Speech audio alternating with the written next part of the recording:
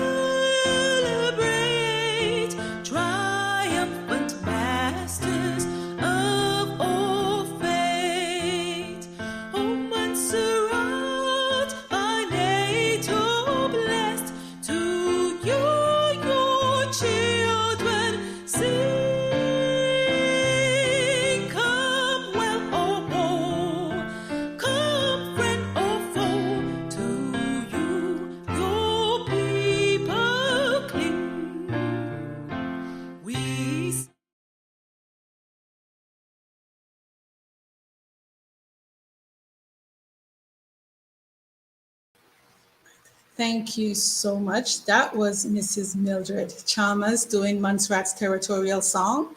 And we are back. Now, joining me for our presentation today is the Honorable Claude Hogan, who will be our main speaker.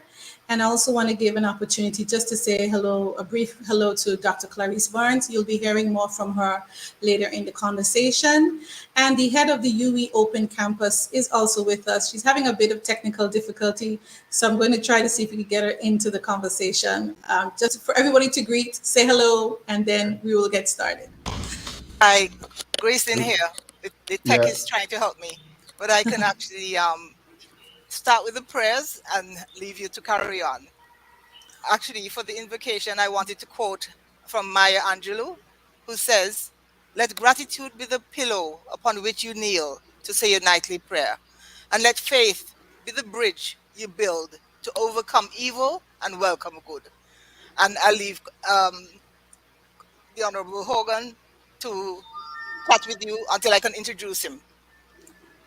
All right, thank you. All right, Dr. Clarice Barnes, say hello to our audience. Good evening. All right.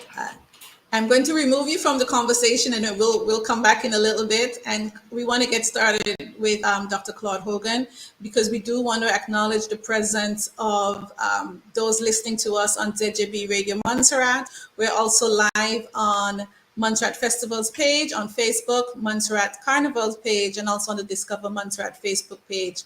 And we just say hello to everyone that's joining us. You're free to add your comments because we will be able to see them and we possibly add them into the conversation later on. And also, if you have any questions after Dr. I'm giving you Doctor now too, Mr. Hogan's presentation, you are welcome to do so. So the floor is yours, sir. Thank you, Nerissa. I think my technology is working.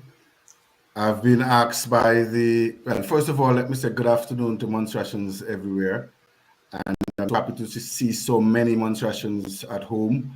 This is like keeping the nation going. Never mind the challenges of transport. We always have to struggle. There's some struggle, and that's what we're going to be talking about. So let's put on our resilience hats and let's march on as we celebrate the St. Patrick's 2023. I've been asked by the head of UWI Open Campus Montserrat site to present this 2023 lecture as customary for the observation of St. Patrick's Week and our Heroes Day of March 17th. The title is Repairing the Trauma of Enslavement. How are we doing since 1768? I am not known to be the most controversial of those who dare to speak freely in Montserrat, but speak we must in order to gauge, direct, and control our life in Montserrat.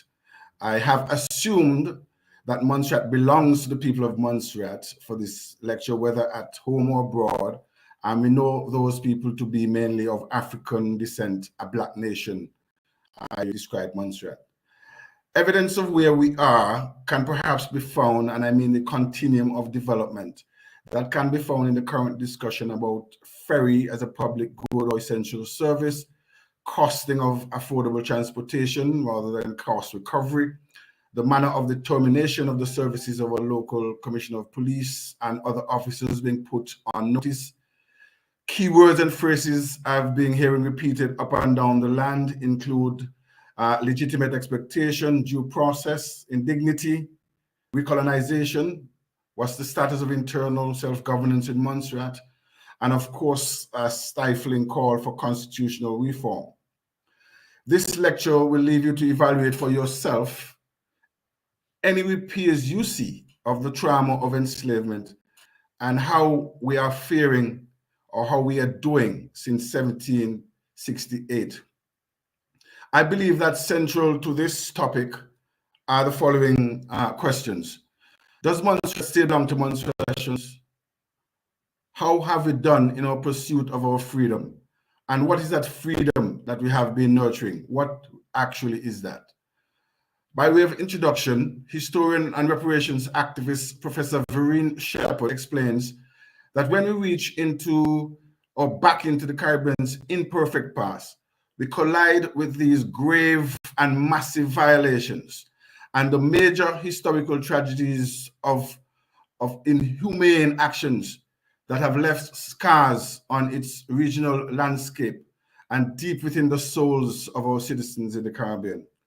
The accounts of physical brutality was a manifestation of European racial ideology, which caused so much psychological trauma to Africans and their descendants that we depopulated the Caribbean, and pages of history books are populated with these tragedies. She goes on to say, that is Dr. Shepherd, that women, the backbone of the labor force, were worked to death, whipped, raped, imprisoned, placed in the stocks, hanged. Men labored as well, and like women produced commodities that enrich Europe, but they were also flogged, imprisoned, shot, hanged, and had feces thrown and rubbed into their wounds when they decided to insist against the injustice.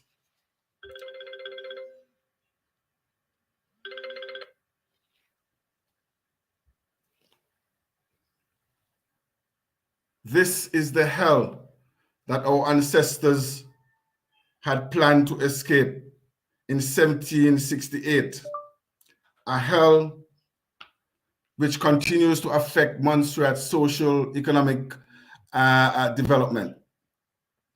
Well, as you know, Montserratians like a good debate as much as we enjoy the intellectual and physical combats in golf, cricket, or football. We may appear ready to start another revolution at any time. We have lots of fight language. We could be justified in starting a fight. So as long as we understand that we are formerly free landowners and rulers of kingdoms in Africa before we were forced journeyed across the Atlantic Ocean into enslavement. How did we come to have Montserrat heroes? The making of Montserrat's heroes. I described the way we continue to observe our version of St. Patrick's Day as a village fete from which we each freely extract themes or ideas of liberation or freedom. These we practice with great delight in our daily lives, reflecting themes from across cultures. And on the screen, you see the timelines we're looking at. The real deal for Montserratians, however, is that we have been pressed into diamonds over the years since 1768. We have been made into a people by our own life experiences, achievements, and failed conquests. You may recall that by 1995, Montserrat was boasting its own distinct culture within the Caribbean region and was a host island of the rich and the famous of A Studio's fame, including Eric Clapton, Sir George Martin of Beatles fame. Even Stevie Wonder visited here and played at Montserrat's Yacht Club in Plymouth. Montserrat was at the height of its glory. Back then, a full member of CARICOM and OECS, said to be waiting for an adequate level of social and economic development in lieu of full independence. Montserrat, we now know, was honed out of protest, fights for better conditions of work. These were first led by Mas Bob Griffith. William H. Bramble was a political champion, first chief minister. He took charge of all the internal affairs of Montserrat. Even the late Queen Elizabeth visited him on the island. Travel and innovation, John Osborne was the champion. Fashioning a modern constitution, Reuben T. Meade emerged.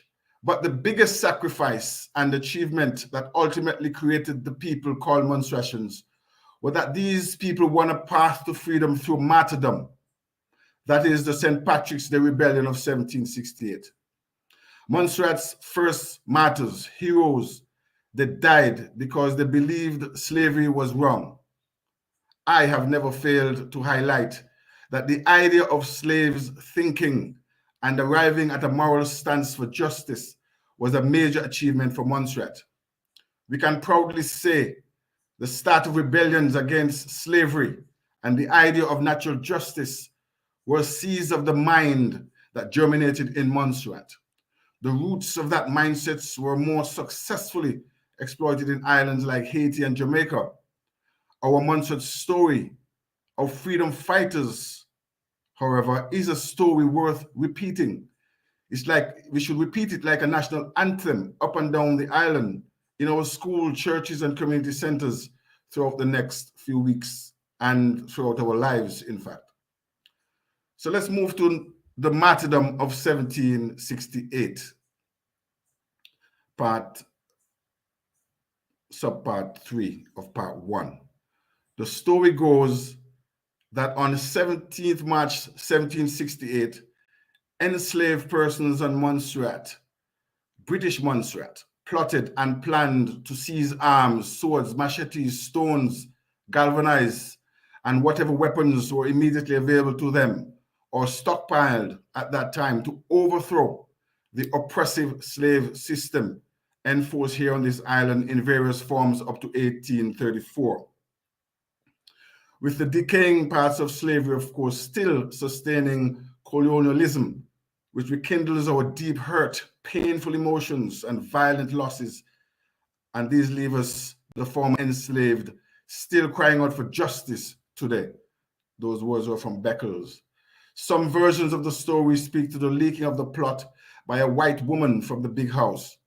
The result was the draconian response of public beheadings to teach everyone a lesson, and banishments as a pattern of injustice against an already enslaved people throughout the Caribbean in those days.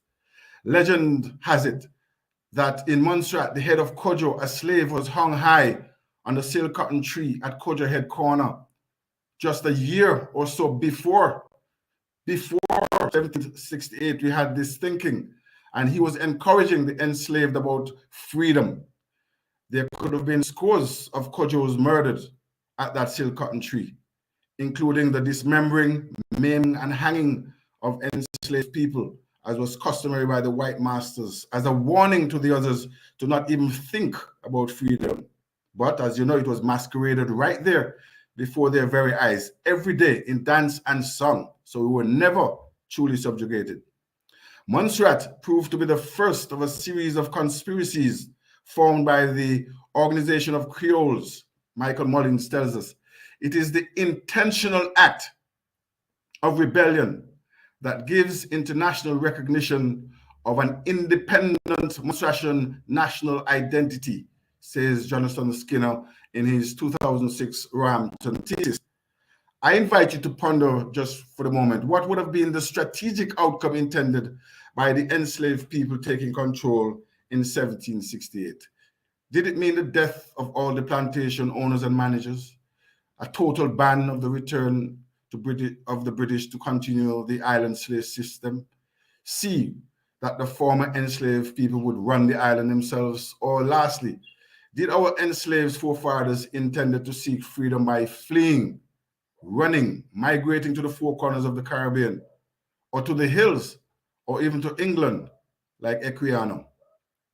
Well, it could be that all of the above were in the mix.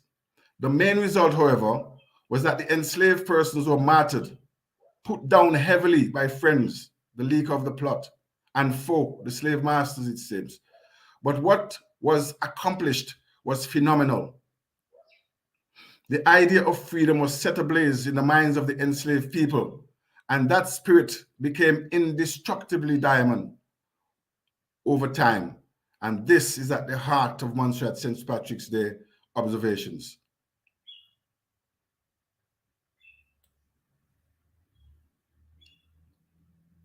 St. Patrick's Day 1768 also implanted the trauma of fear in Montserratians. The people were completely humiliated. At least 2 committed suicide. Several fled the island. At least 7 others were rounded up, and we are told taken into custody. They had due process. They were hanged and quartered, however. Innocent people would have been killed, homes wrecked. Montserratians are now left docile by that trauma, to the extent that Montserratians oppose each other in their fights for success, as they may well be seen to suggest that people are trying to escape even by the route of education. And any escape risks the life of any and everyone. That's the trauma in our psyche. Montserratians are indeed highly regarded as the most law-abiding people in the Caribbean.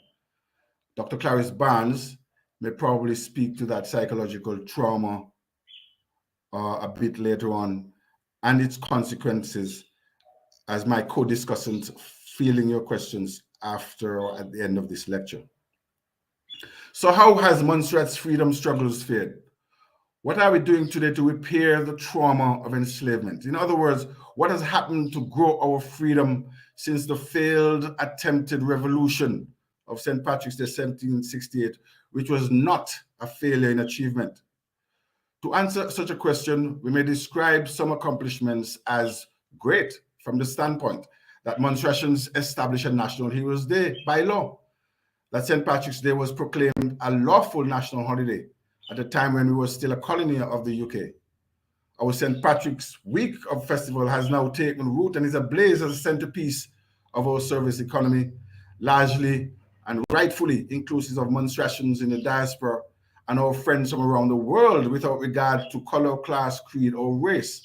You will see Black slave masters, white masters in slave clothes, Irish folklore figures in our Heroes Day parade, or even masquerades dressed in green. But let's talk about the democratic principles and the rule of law, how that has fared. Let's put aside for the moment the street parades. We need to appreciate that freedom means a community where the rule of law is respected as enforced by our courts, where our institutions are run by our people who are protected from illegality or irrationality and are not victims of procedural impropriety. For more on that, I would like you to read Lord Mustill's dicta in the case R versus Secretary of State. Most people know it as Ex parte Duty, 1994, 1 Appeals Court 531, where the death sentence for those prisoners in the UK were required, those prisoners were required to be informed even of those sentences as they were being commuted and to allow them to make representation. That is how powerful the rule of law is. And you can find more on there are probably appropriate circumstances when there's a duty to give reasons for administrative decisions, even to prisoners on death row. You can read also Ex parte Cunningham in 1991 in the 4 All England Reports, volume 310. So these cases reflect modern values respected in civilized communities and underscore the rule of law, which observes due process and regard for fairness and natural justice. It's against that background the people of Montserrat would have had to seek to prosper their freedom by increasing their civil discourse, educating themselves to have direction and control over their own affairs, and practicing to serve and respect the public interest as paramount above profit from private sector or anyone else. Some relevant questions in this regard we should ask. Is there evidence then, since 1768, that constitutional powers have been devolved to the people of Montserrat through their ministers? Are our Public Service Commission, police service, public services under our executive control? And what does that mean if they are not? Are higher TC salaries part of the colonial apparatus to have us think and act a particular way? Meaning accepting that our local workers are unequal or less professional, less trained or less educated as graduates of the same universities? Are performance development reports, PDRs, intended to inform investment in our workers or setting them up for expulsion for failing? Have the UK British government done enough or anything to enable the growth of the people of Montserrat to take on the running of their own island? Or are they preparing to incorporate and snatch back the island as an extension of the United Kingdom run by our superior or better British counterparts? Do we belong to a King Charles III estate in Westminster? Or do we belong to his estate or mini estate or mini state in Montserrat? I shall look at some of those now as we go into constitution and devolution. Now, constitutional founding is a defining act of collective and political identity. It is constitutive of the collective life of a democracy, tells us, McIntosh tells us that. Notice that the stress is on the collective life of the democratic unit or the island. So let's look at the question of devolution. I was particularly surprised that during my term in cabinet, there were proposals to return certain departments to the oversight of the governor, under the governor, as we would say, when the effort should be to reduce them to zero, to hand the island back to the people. Notice I said supervise, because matters falling under the governor's oversight should be concerned with supervision in this modern 21st century and assistance, or to perform the function of being the ultimate decider on behalf of the Montserrat community, because we have values. Wherever one reads discretion, we should expect that to be tempered by reasonableness, rationality, proper procedure, or fairness captured as natural justice. This is what we're talking about if we're saying we're moving on and devolving, and how far have we come really. Well, let's look at section 32.3 of the Montserrat Constitution. The cabinet shall have the general direction and control of the government of Montserrat, it says there. This represented a major improvement from the unilateral constraints from the UK government or their reliance on rather extensive delegated powers in the past. This is discussed by Elizabeth Davies in 1995 book. At page 195 of that book, it is noted that Montserrat had a separate colony status since 1956 relative to its inclusion in the Federation of the West Indies. Our 2010 constitution, therefore, has not gone backwards, at least not in the text, as it includes that provision for direction and control by the Montserrat cabinet. Section 31.3 also allows the local government under local law to confer functions upon persons other than the governor.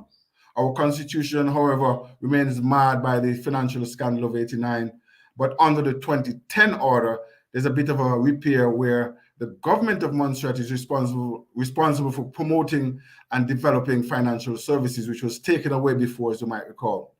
The governor, via the FSC, is responsible for regulation of financial services. So as far as I can see in the 2010 constitution, and I was present during most of the negotiations from the beginning up to 2009. The main areas of exclusive powers falling to a governor would be in Section 39 of the order. And all of those reserve areas include defense and the police can in fact be delegated to local ministers if we insisted, I suppose. But I suspect no minister wants to carry those strings of delegated powers. But clearly, regional and external affairs matters are best handled by a local minister. So the power of having direction and control was in no letters patent before, no constitution before 2010. Our leaders before that, I'm talking Brambles and John Osborne's, they use different tools to achieve the level of autonomy, freedom we enjoy, which people fear are being eroded today. These tools included masquerading or the transmission of messages without uttering a word, says Howard Fergus. So let's look now and see what have our governments done with regard to legislation and taking control through local administration. Has our local government made proper arrangements for the running of the vast areas of expansive Montserrat, from health, education, finance, and financial services? How efficient and effective is our public service, public companies, statutory bodies under our guidance? Does Montserrat have a good succession planning arrangement in place? Have our failures justified the increase or the increasing use of technical cooperation or TCs in Montserrat?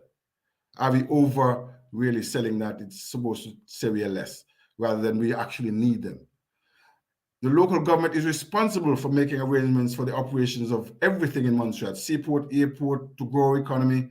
It is really a locally elected government and the community that should be doing this.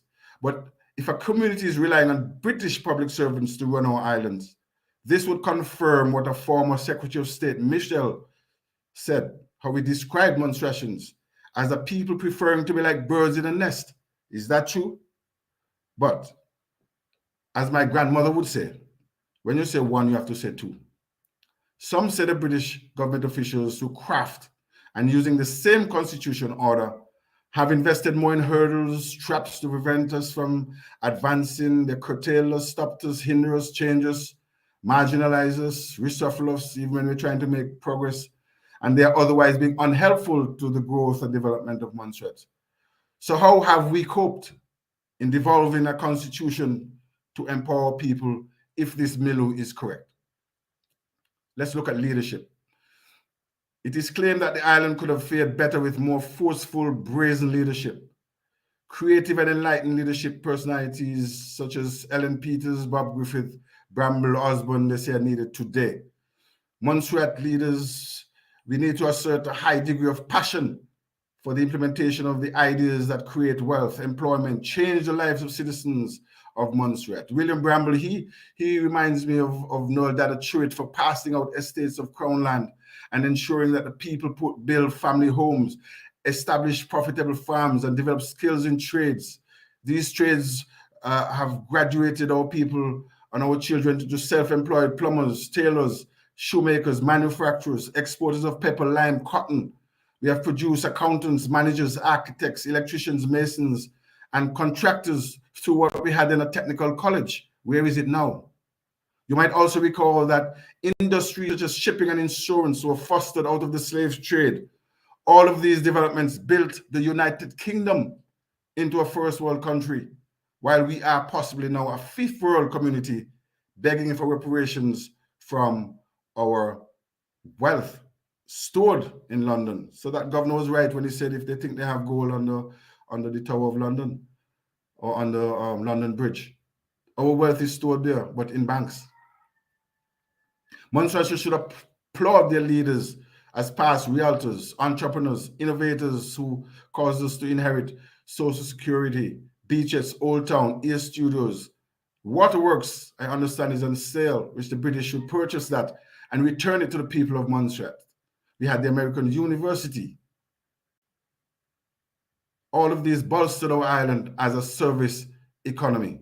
Our past leaders were strong on the need for affordable transport. John Osborne built boats and transported cargo from Puerto Rico in the north to Trinidad and Tobago in the south. He was principally an innovator an innovator. And today we realize that innovators get rich quickly.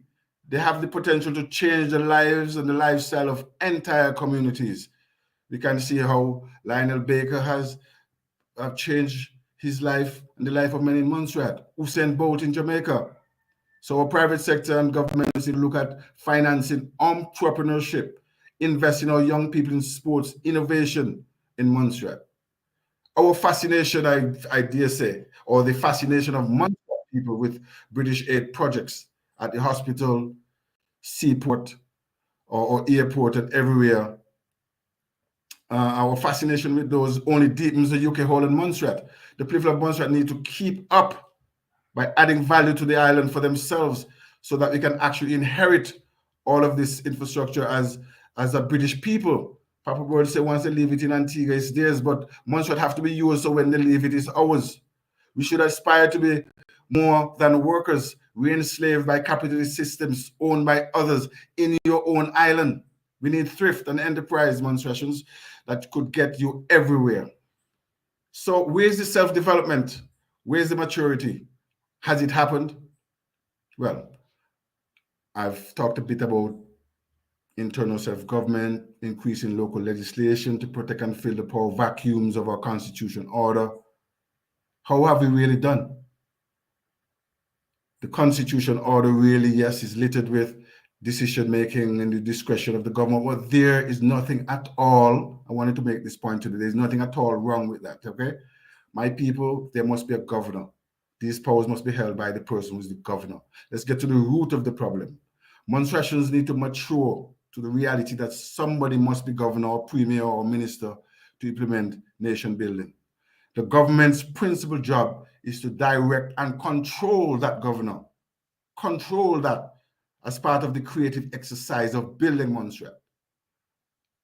An economy is a man-made creation based on paradigms that has to do with education, inventions. Economies can be destructive to the nation, to nature, that is. But an economy is something that Montserratians need to rejuvenate through hard work, diligent work. And Montserratians need to not focus on tribalism or partisan politics when it comes to certain things that are supposed to build the nation called Montserrat. It was US President Obama who recently reminded us in his most eloquent way that politics based on tribalism and status is doomed to tear a country apart. In the same vein, it would be unreasonable and irrational for the person holding the head executive in an internally self-governing territory for any governor to act independent of local advice or have no appreciation for it. Before a discretionary sign-off, we should and expect a role on behalf of the self-governed people, either through their public service commission or equivalent, or the island's premier. Well, Montserrat does not have an executive PSC that the governor is compelled to take that direction because that was hotly contested and surrendered by Montserrat during constitutional negotiations. If you want things, let's fight for them. Notwithstanding, a premier gets to wield a political mandate to protect the interests of all the people of Montserrat, especially their right to freely determine their own affairs. If the current situation reads otherwise on the ground here in Montserrat, or is steeped in autocracy, as alleged, then the solution is legislation, not a claim of recolonization.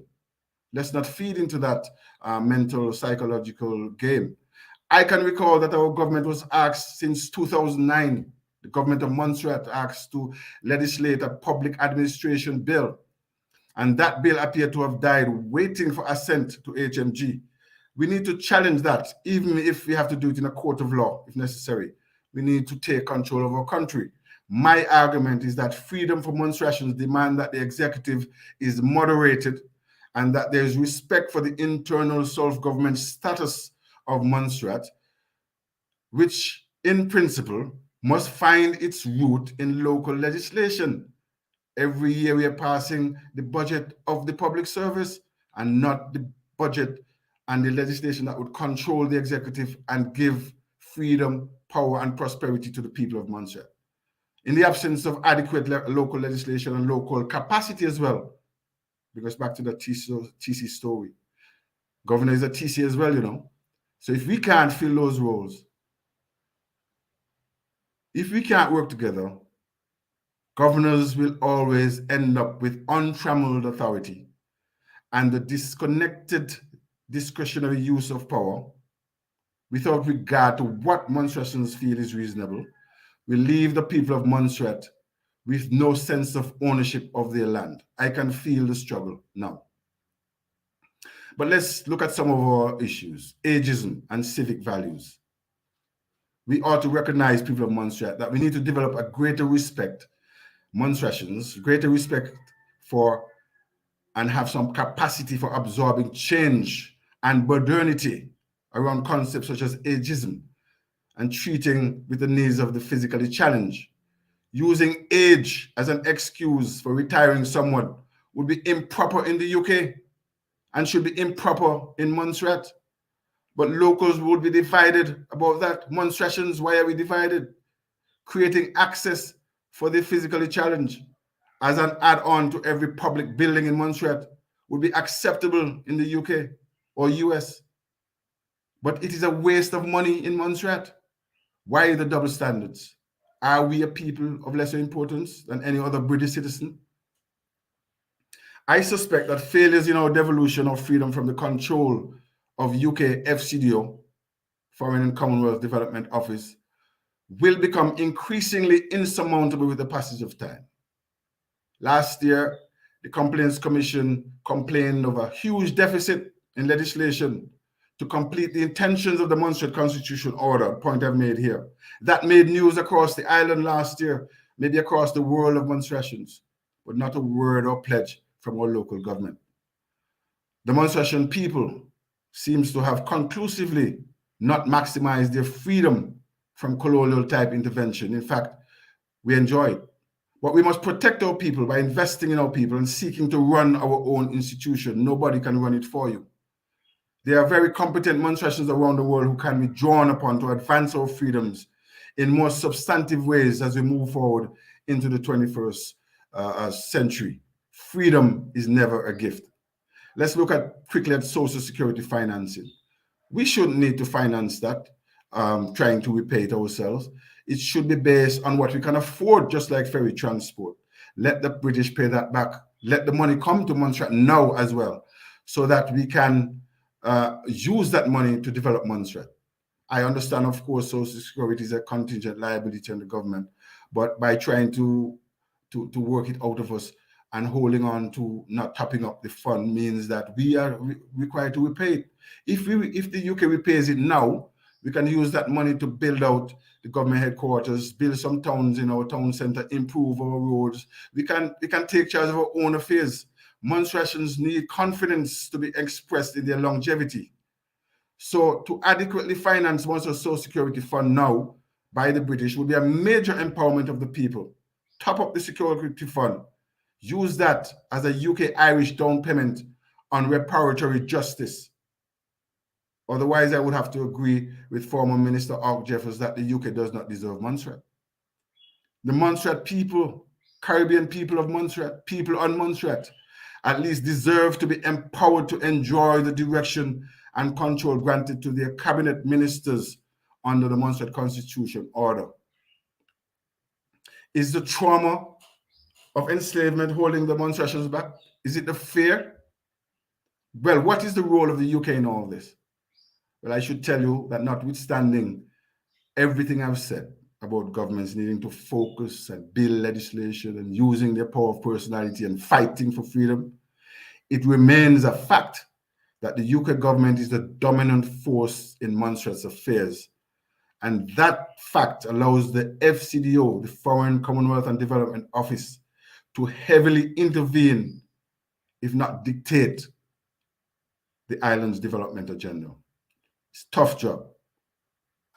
Affordable transport, for example, cannot happen by itself. The FCDO published recently that Montreal Wings French transport services were cancelled without notice to the FCDO. Isn't that laughable? Locally, obviously, we should be chided for not strengthening a source for decision making on that, being a national advisory council to deal with such matters of national unity and common sense on a ferry that is a lifeline, a public good to be treated as an essential service. So from the FCDO, I get the impression that we are free to injure ourselves so that they can then come and say we are being saved by the FCO. This alone should tell Montrealers that we all has to be having with a little vessel brought from Anguilla is not totally our government's control. We are being manipulated. This alone should tell Montrealers that our empowerment to advance our freedoms can barely happen absent great resilience and strong protests, without positive action by the UK British government, and our government sitting in bed with FCDO or the British government is part of the problem, obviously. But they are manipulating us generally. So what achievements have we had, notwithstanding that we are coming to a halt in our autonomy, or there seems to be grabbing back at straws as we'll fight on? I would conclude that direction and control was a big major step in 2010. The National Audit Office, Office of the DPP, Office of the Deputy Governor, the development towards a National Statistics Office. These are major developments over the past few years post-2010. It seems, however, that the DG's office is being clawed back under the FCDO, when that office was intended to allow the premium local ministers to help build a local public administration system consistent with ministers having constitutional direction and control. It goes back to why we were passing that public administration bill. I expected that growth, and many Montrealers expected an increase in freedom would have meant the removal of the governor from an oversight role over the public service. But alas, nobody in Montreal wants the public service, or so it seems.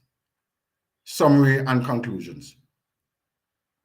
On constitutional reform, I would recommend that the post of governor of Montreal not be recruited from among only public servants or citizens of the UK. The post of governor of Montreal should be recruited exclusively, I'm going to take my time with my recommendations. That post should be recruited exclusively from among qualified Montrealers worldwide, so that the island comes to be owned by Montrealers within the United Kingdom. I would then recommend the creation of a post of Chief Executive Officer, a CEO for a town called New Plymouth in North Montreal. The CEO would implement and answer for the execution of government and Montreal policies, projects, and programs as the lead executive, something like the MDC, but island-wide and inclusive of all sectors, or the former MDC, I should say. Montrealers should then be clear who is representing King Charles III on behalf of the people of Montreal, and who is responsible for implementing the policies of the local government. You cannot have conflicts of interest if you're going to put Montreal people first. I think that change alone of giving Montreal to Montrealers, giving us the governorship so we have greater control over our direction and our control going forward, that alone would accelerate Montreal's freedom gains. At the moment, I do not think it is currently clear to cabinet counterparts when the governor, our current governor, or any governor, based on our constitution, is functioning as a minister, governor, when is that governor an FCDO financial focal point, head of the public service, want to be, or the Queen's representative, the King's representative, I'm sorry. So that person having dual functions is a major obstacle, because ministers have to think how to approach legally on every point, unless we start to pass more comprehensive and wide-ranging legislation which forces that governor to comply with local government wishes and directions. Until Montreal leaders can work together in the public interest. Now all this tribalism of who's going to win the next election, that's for election. But it's different when we're talking about the public interest. and the demonstration of our understanding of accountability. Only then we'll be able to hold off the governor from having the exercise of untrammeled authority in this Montserrat. This will feel like the island is in a constant state of emergency. Montserratians, we own an entire island. And I suspect that you are tired of toying with advancing your own development and freedom. You are tired of it. You can change it by acting in the public interest, continuing to act in adherence and insisting on the rule of law, due process, accountability, creating institutions to enable good governance, holding on to this island as if it's yours. Arrow says, hold on to your property and will it to your children. You must enact legislation for that, for the protection of all their rights, their economic rights, social rights, and human rights, their constitutional rights. Guarantee Montserratians through leadership and support of right leadership. Health insurance for all. Promote sensible tax administration. Invest in the people, in development generally. More scholarships. And replace the symbol of the shamrock with the silk cotton tree as our immigration entry stamp. I appeal for that. The UK British government, therefore, on the other hand, they have a white paper, but a paper is only white with black spots on it if you can't leverage it. But I suspect they are likely to provide more positive support going forward because this island of Montserrat has remained loyal to the British for over 255 years since 1768. Counted. How have we fared? After 255 years, we have fared by being loyal, progressing snail's pace to running the island for ourselves, unless we are like birds in a nest. I believe, however, the British people of Montserrat deserve to claim and secure independence, so second chance at independence within the United Kingdom. If that is the level of freedom the people of Montserrat wish to aspire to and can attain at this juncture in their history. I thank you.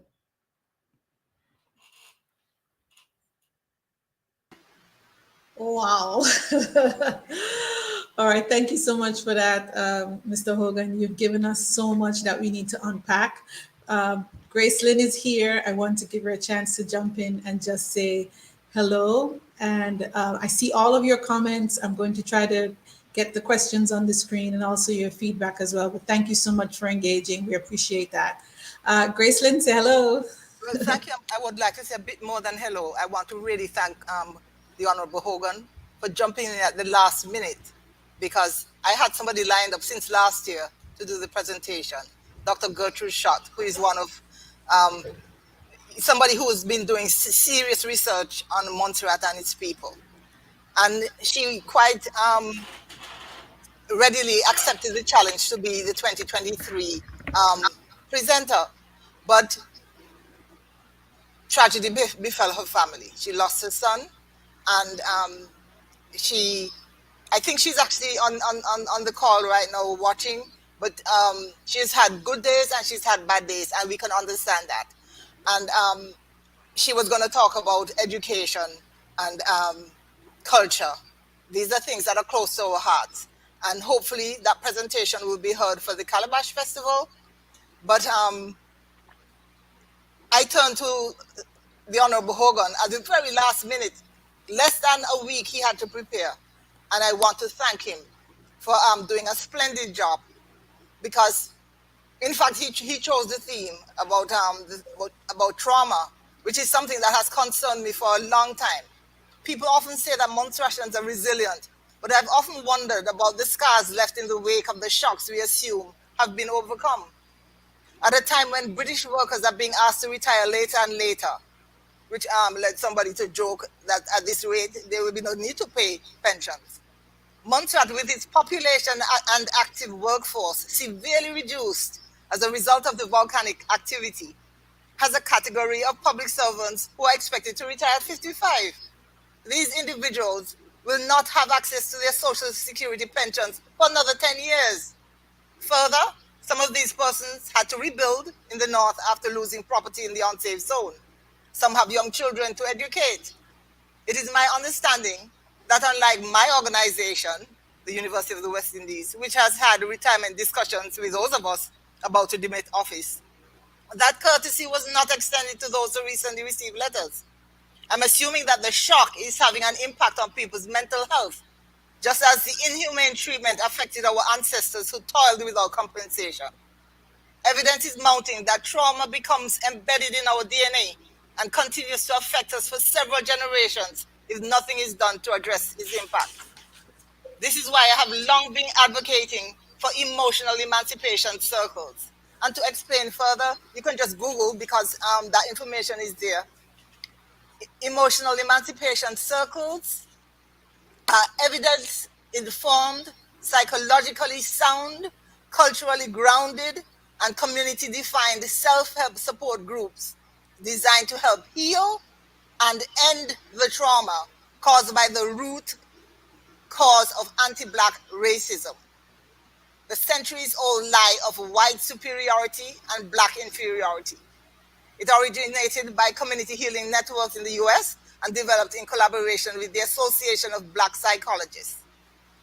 Emotional emancipation circles are liberatory spaces in which Black people share stories, deepen our understanding of the impact of historical forces on our sense of self-worth, our relationships, and our communities, and learn essential emotional wellness skills to help us be at our best as individuals and as a people. Now, it is my contention that Montserrat is currently basic human rights. And this is why I turn to the Honorable Claude Hogan, who loves a challenge, to ask if he would be willing to jump in and present the annual St. Patrick's lecture. He basically had less than a week, and he agreed. I wanted us to have the benefit of his training in law and his experience as a politician. And I don't know if you want me to read his bio so that you have an idea of the kind of person we have presenting this evening. Nerissa, Go ahead. You want to do his Go right bio? ahead.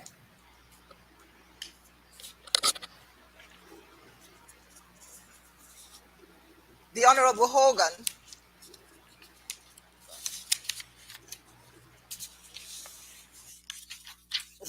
just getting my papers in order.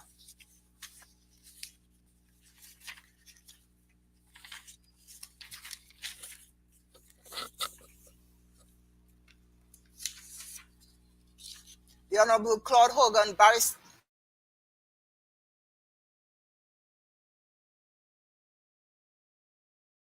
from the opposition benches of the Legislative Assembly, and he's done so from 2019 to the present. Hogan's academic achievements include a first-class honors degree, summa cum laude, in political science law option from Keene University, that's New Jersey in the US, a certificate in international diplomacy, Harvard University, Boston, and a master's degree majoring in trade and economic law from the University of London. He was called to the bar in England and Wales at the Honorable Lincoln's Inn in November 2021. Honorable Hogan has done postgraduate work with the International Development Bank and the World Trade Organization. He has over 25 years of professional experience working with DFID, the FCO, the European Union, and the United Nations system. He has served as a technocrat, diplomat with the Caribbean Community, CARICOM, Secretariat at Georgetown, Guyana. He also served as Montserrat's Ambassador Commissioner to CARICOM and the OECS. With the assistance of Donato Castle, he developed Montserrat's first fuel price calculator to ensure the monopoly pricing of fuel favored and benefited the residents of Montserrat. He was first elected to the Montserrat Legislative Assembly in 2001 and served as a cabinet minister between 2014 and 2019, during which period he piloted Montserrat's first Housing Act through Parliament. And you see, he's more than equipped to present repairing the trauma of enslavement. How are we doing since 1768? One of the things I keep trying to insist on is to remind that Sir Howard Fergus, who is not well, but I think he's going to be listening to the presentation, he was the one who was behind this lecture series. which started in 1974. And interestingly, last year, the Montreal Arts Council commissioned a book for the 40th anniversary of the festival, to provide they commissioned him to do a history of the festival. And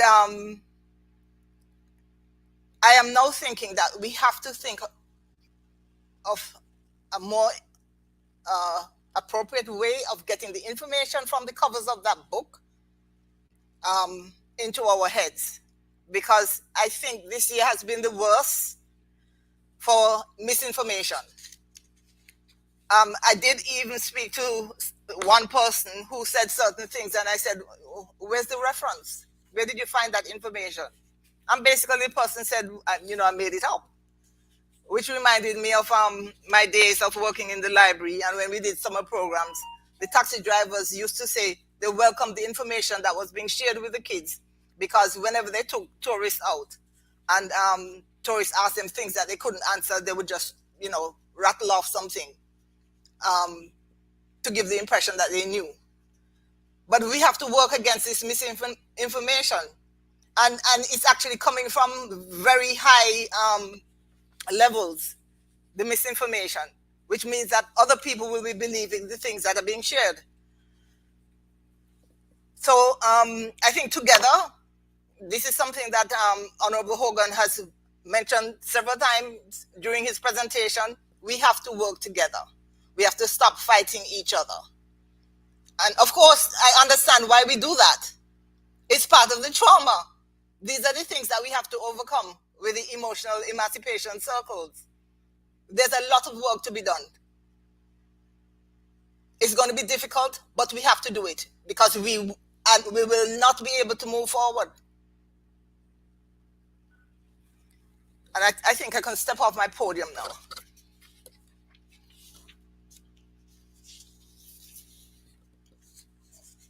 Nerissa? Thank you very much for that, Gracelyn. We have quite a few comments in the chats and questions that I would love to get through in our time here, but I want to give Dr. Barnes a moment to respond to Mr. Hogan's presentation. What are some of the key things that stood out for you? Thank you very much, Nerissa, and good evening again to all that who are listening. And just to say that I was asked to do this at very short notice as well. And I'm going to pick up, first of all, the title of the lecture, because the title of the lecture, Repairing the Trauma of Slavery, How Are We Doing Since 1768? And Gracelyn spoke about the fact that we need to look at the type of information that we are putting out. And if we're talking about the trauma of the enslaved Africans on Montserrat and how that has affected those of us who are descendants, I would say that it started long before 1768. We are not sure exactly when African people were brought in.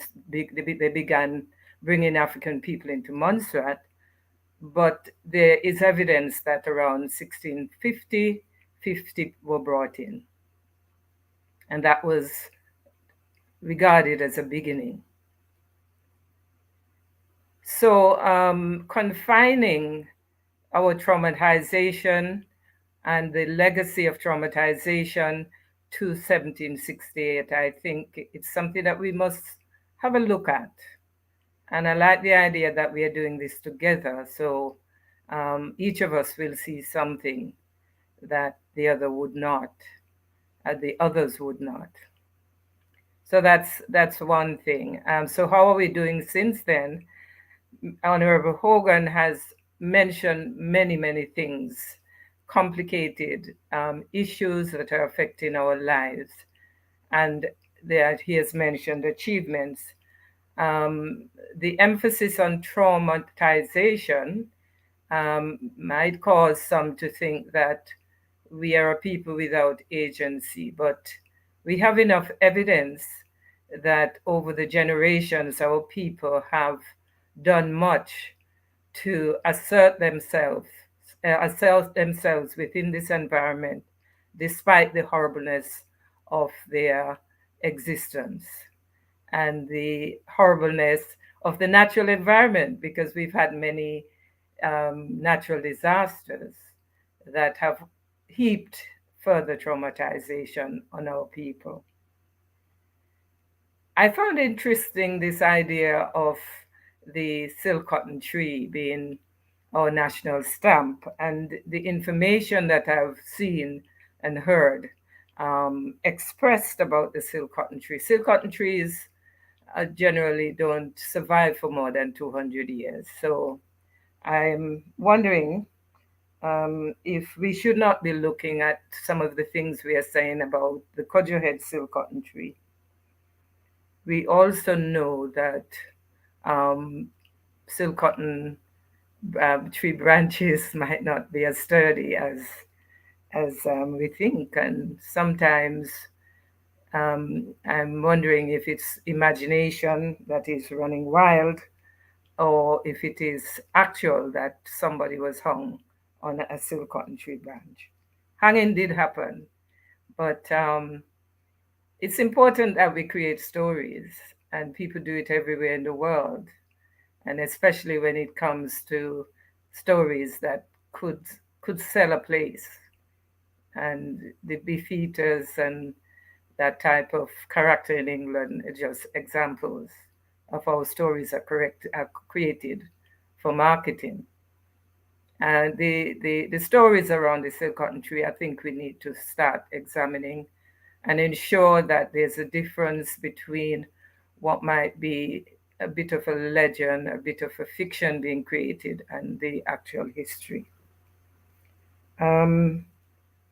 And having said that, I think this is what we need to be doing with regard to many other things that we say about ourselves. What's fact and what is fiction? And how do we ensure that we hold on to the facts that would help us to operate with confidence, which would help us to be assertive in the situations we need to be assertive, to be people with age, to be known as people with agency in the present time as we were in the past, because that's why Bob Griffith operated in the way he operated, and W.H. Bramble and Ellen Peters and others before that. We spoke about ageism and disability, and I'm glad that we're looking at those issues. And I know that a lot of disability did happen as a result of enslavement and or working within on estates post emancipation. And then the things relate, there was a quotation from Vivian Shepherd about women and how women operated, and there's very little that is said about children. And I'm concerned about that, because we need to be doing work that would have children understand what slavery is. Many children find it difficult to understand this. And modern day slavery and modern day enslavement of children is a reality.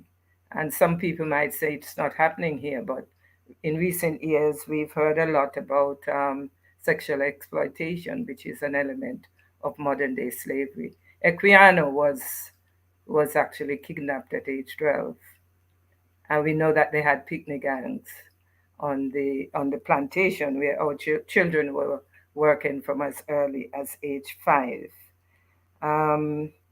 So I think this was a very interesting presentation done at short notice, and it has covered a lot of the issues that are concerning us right now. And Gracelyn made mention of emotional emancipation circles, which have been created in the context of the racism of North America as a vehicle for addressing Black traumatization. But before then, you had many other processes and there are other processes.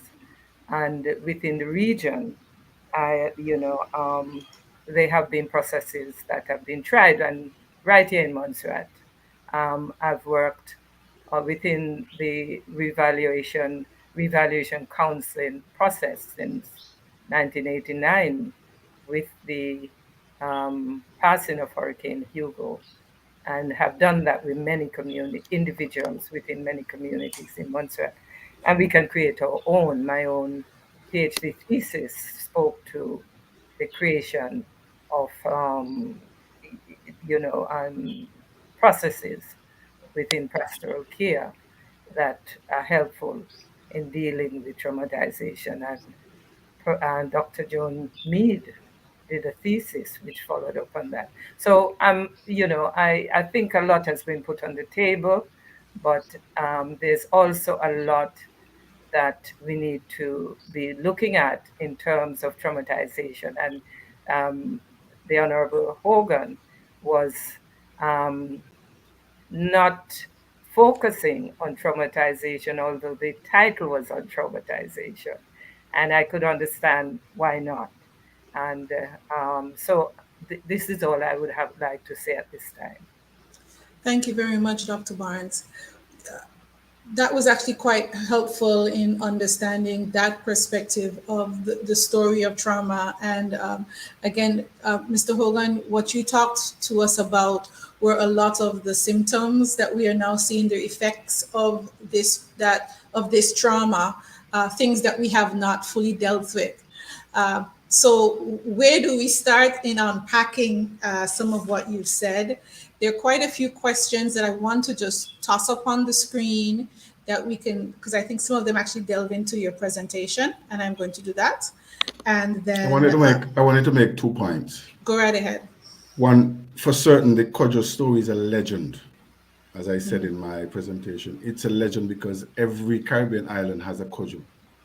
The idea of the legend is that a lot of these atrocities actually happened, not necessarily at Kojo Head Corner. And obviously there were no one ever hung on the silicotton tree. Heads were put on a silicotton tree at Kojo Head Corner. It may not be the same silicotton tree. But the idea of using these legends, which are Caribbean-wise, and Kojo is Barbados has a statue of a Kojo and so on, is to perpetuate and continue to give honor and memory to those slaves who died brutally, maimed, beheaded, head put on maybe even a stick. But certainly they were put on a silicotton tree, but nobody was ever hung on a silicotton tree. I don't think they were hung elsewhere. In fact, one of the parts of the story about Kojo, around Kojo when his people died, is that there was actually a rule of law because slavery was actually legal. And they actually rounded them up and arrested them properly and put them in custody. And then went and hung 7 of them.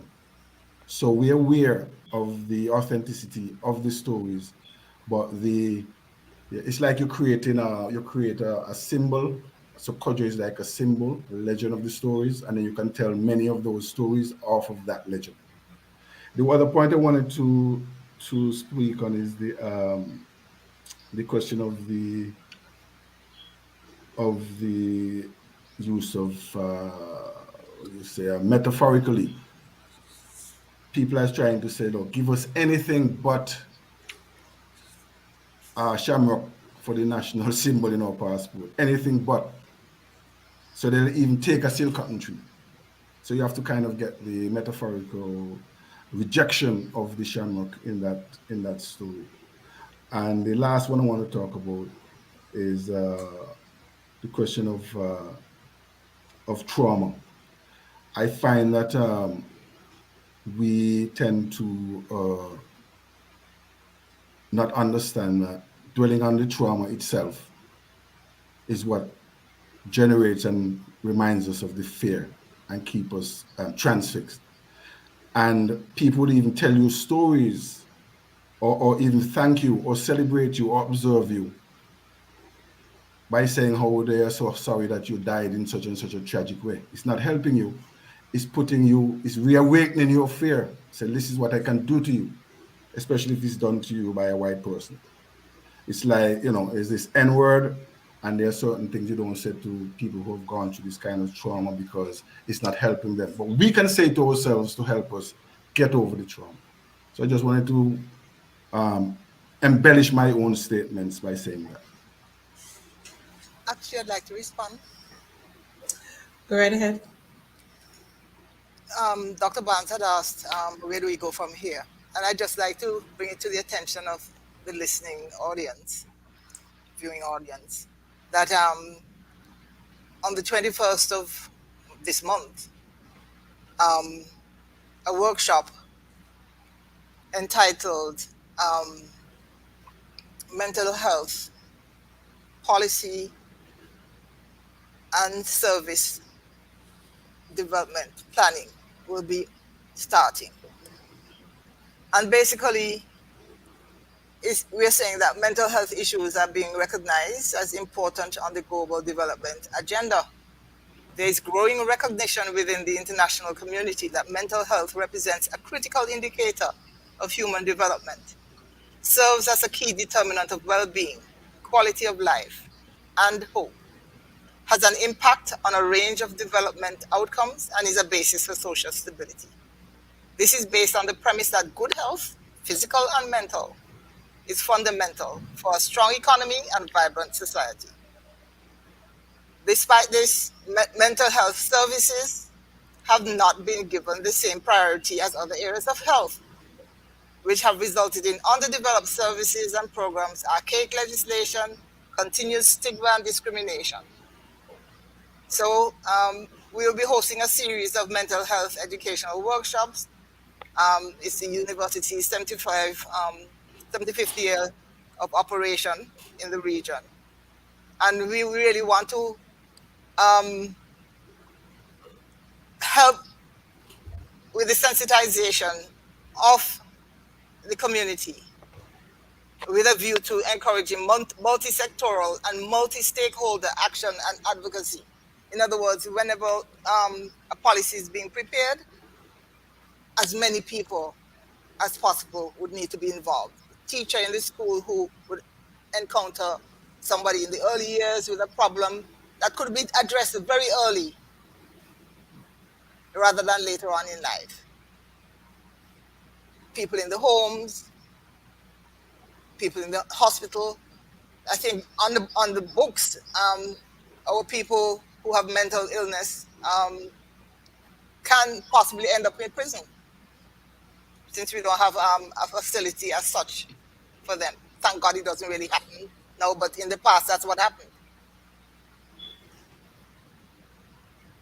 So this workshop starts, it's only $500. It'll be held over 2 weeks, 2 sessions per week. Sorry, 5 weeks, 2 sessions per week, so 10 sessions in all.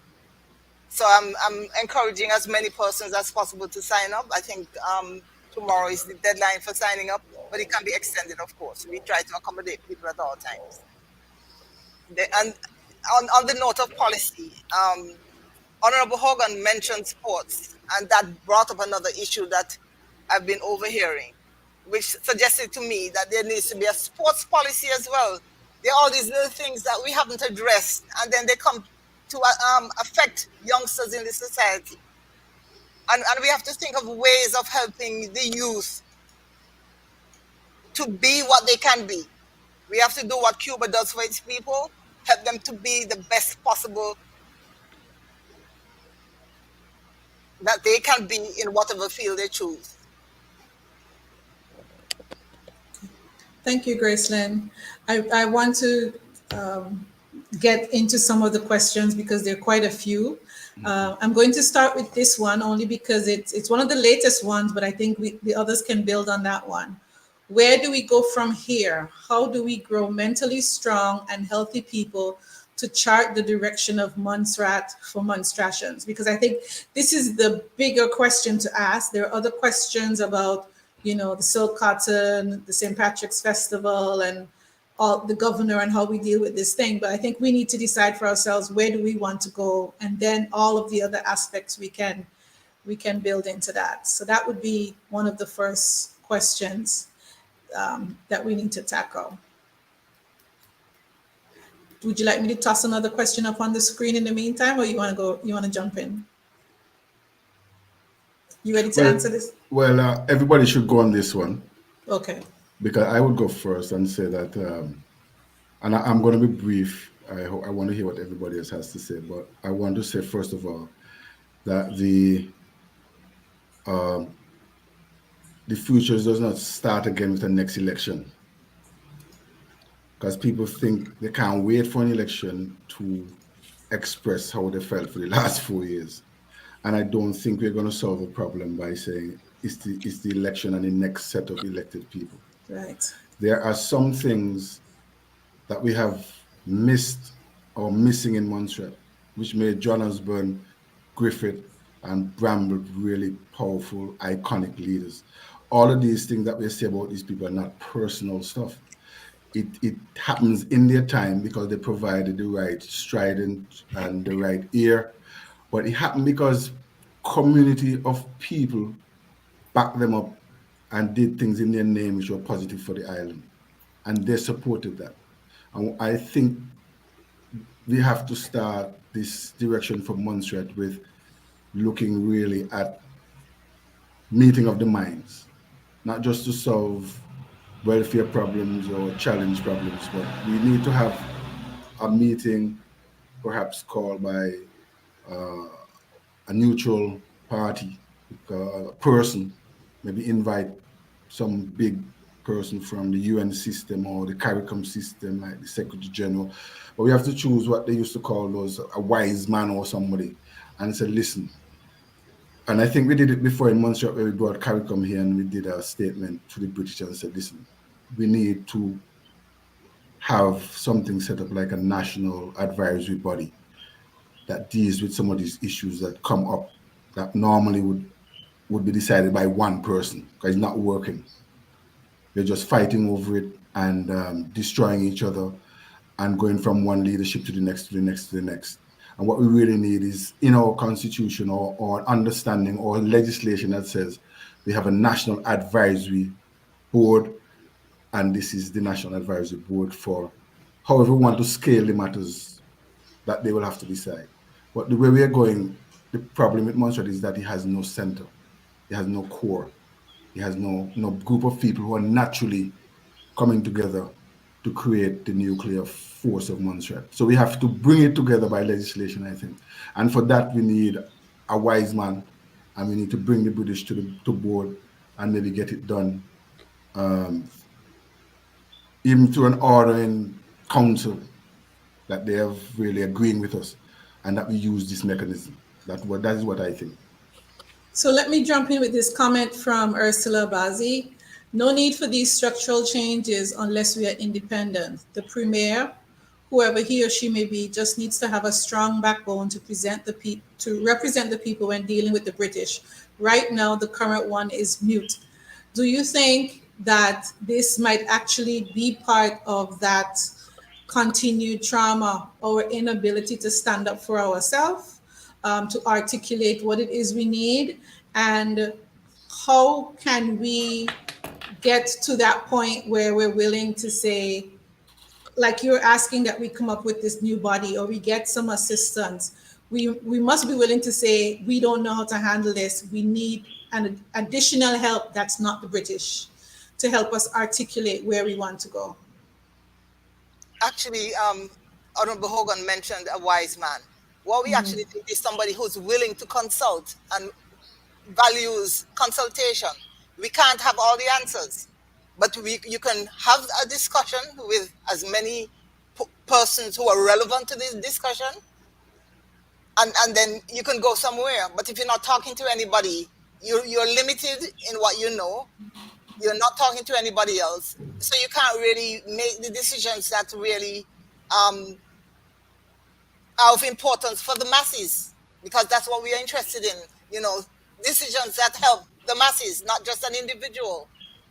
Okay, so if now we went to you, so you're not saying necessarily that we need to have a conversation with the masses, because the masses may That not could, know well, we what. do have our town hall meetings, Okay, but but let's just say, for instance, all of the masses, sure. the masses choose what we currently have, which is this continued war challenge, whatever, with the British, I and didn't hear that they're. last bit. Can you hear me? I think we need to. Are you hearing me?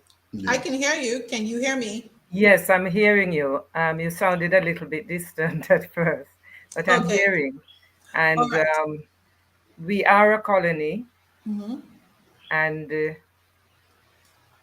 I think that we use a lot of words to describe how we are behaving, but I think we need to look at what colonization has done to people, Mm-hmm. whether it is in Montserrat or wherever. And so we talk about the traumatization since 1768. Other countries within the region and within Africa, countries that have been colonized, have had to deal with this. Mm-hmm. And as early as the 1920s, Marcus Garvey was talking about freeing ourselves from mental slavery. Right.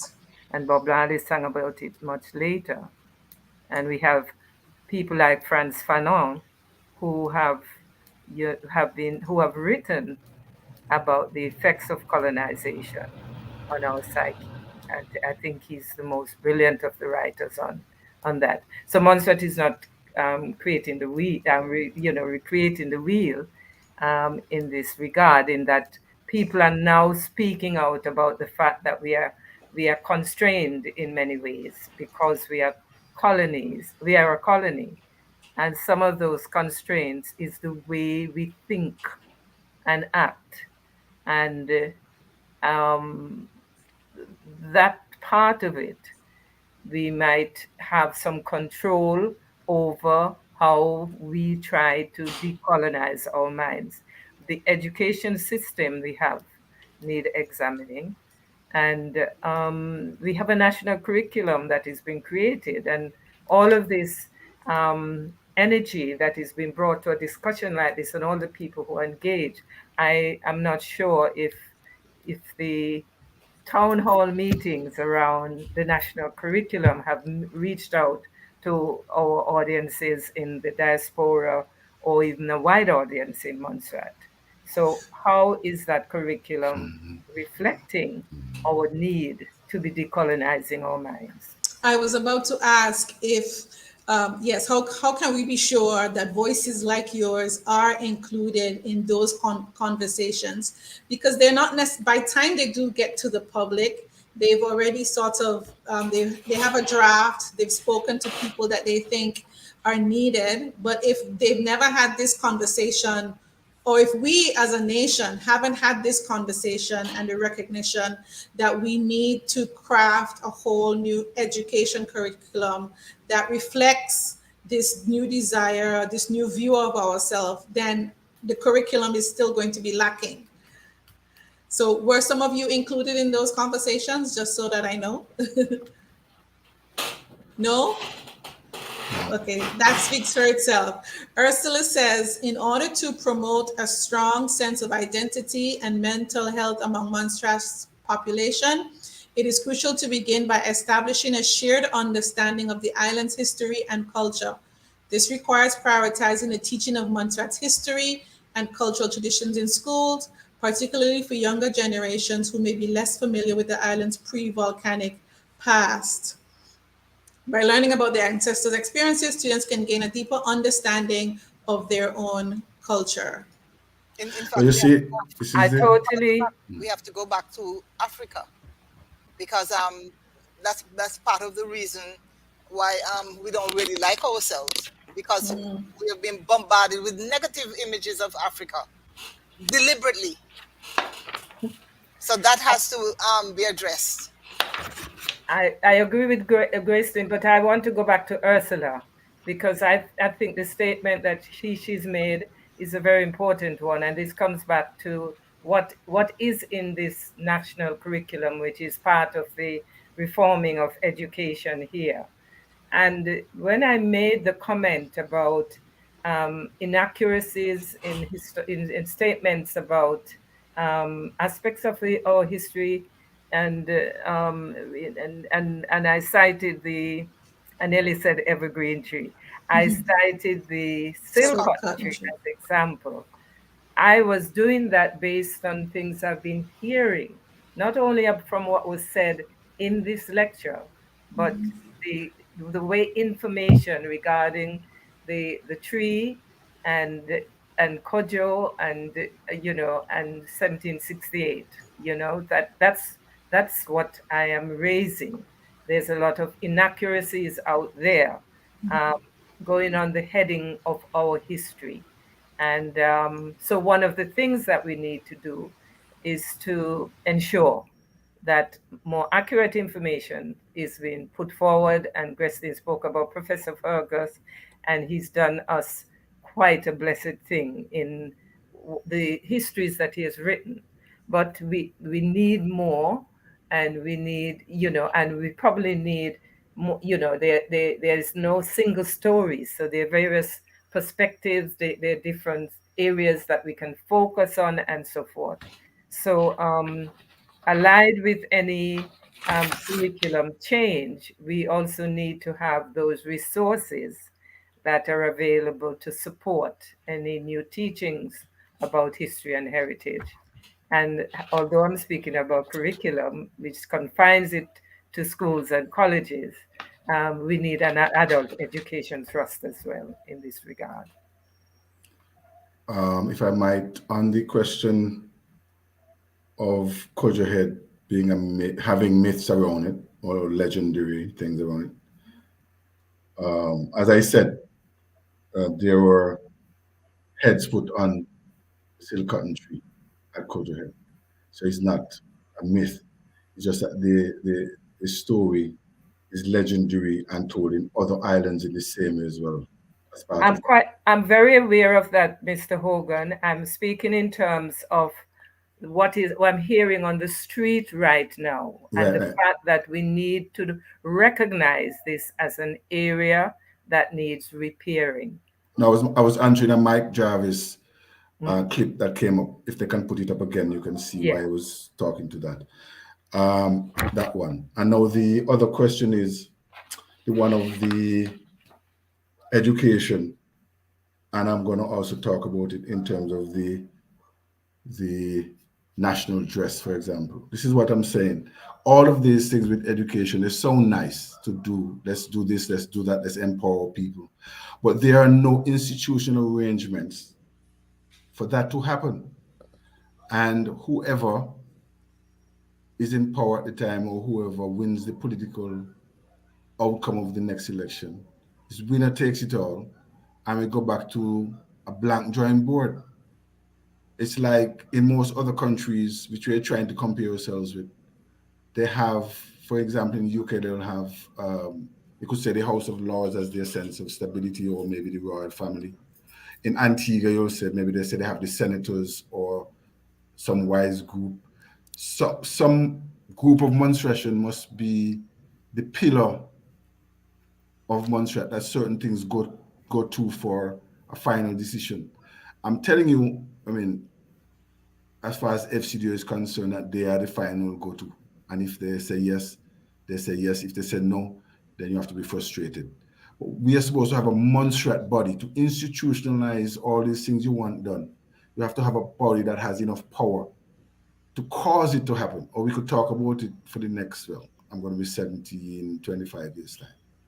So that means we are just going to be talking in circles unless we create a mechanism that has power. And the person that the power that is stopping you from doing that right now is really the power of the United Kingdom government. If you do not find a way to get them to facilitate you, the FCDO will continue to have untrammeled power in Montserrat and frustrate you one way or the other, because beggars are not choosers. So if we get the higher powers, the Parliament of UK, basically to agree with us on the empowerment of Montserratans, because all I've said there about empowerment, you cannot get it done unless you find yourself in some kind of power sharing arrangement for devolution to happen. Because right now it's a one-sided thing. It's whatever they feel like devolving. So, yeah, go ahead. I think there's a lot to learn from how the first Chief Minister, the Honorable William Bramble, operated. Every time he was told, no, something couldn't be done because it was not self-sustaining, he found another way to get it done. So, for example, when he asked for island-wide electrification, they said, oh, it's not going to be self-sustaining. He ended up in dialogue with Deutsche Welle, who was looking for somewhere to put Radio Antilles that was broadcasting in 3 languages. And he persuaded Radio Antilles to purchase more power than they actually needed, so that the capacity was there for island-wide electrification. When he submitted a housing project, when you look to the old archival records, you see suggestions about, I noticed that they have concrete roofs. Naturally, you would recommend concrete roofs because of hurricanes. And those projects were not approved until the roofs changed to galvanized, which was sold from the UK. But there's a national advisory committee in our constitution when it was negotiated, which was intended to include wider community representation, and it was vetoed by the then governor.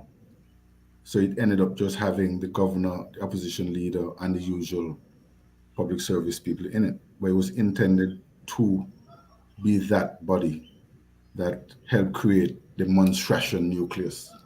And we have no nucleus. And I've suggested that if you're not getting a nucleus, well, give us a Montserratian as the governor. Maybe we can have a nucleus around that exclusively. That's my. Yeah, but can you see a Montserratian representing the Queen? The king, yeah. Yes, the king. But what can Honorable Hogan, as the politician, what can be done to bring back that idea of a national body? What can be done? That's what I suggested. Get a wise man or get the University of the West Indies to play that role about, listen, we are seeing poverty on the rise in this country. We are seeing them disconnected from the OECS and CARICOM. We are seeing them not able to afford affordable transport, even as affordable that the British is trying to make it, because the British will never be able to pay our bill completely. We are seeing that this happens because of lack of opportunity for the people to produce for themselves and help themselves. Therefore, they can never, ever claim ownership of their island. And we need somebody to facilitate that, not a monstration, because we're just going to be fighting each other to get it started.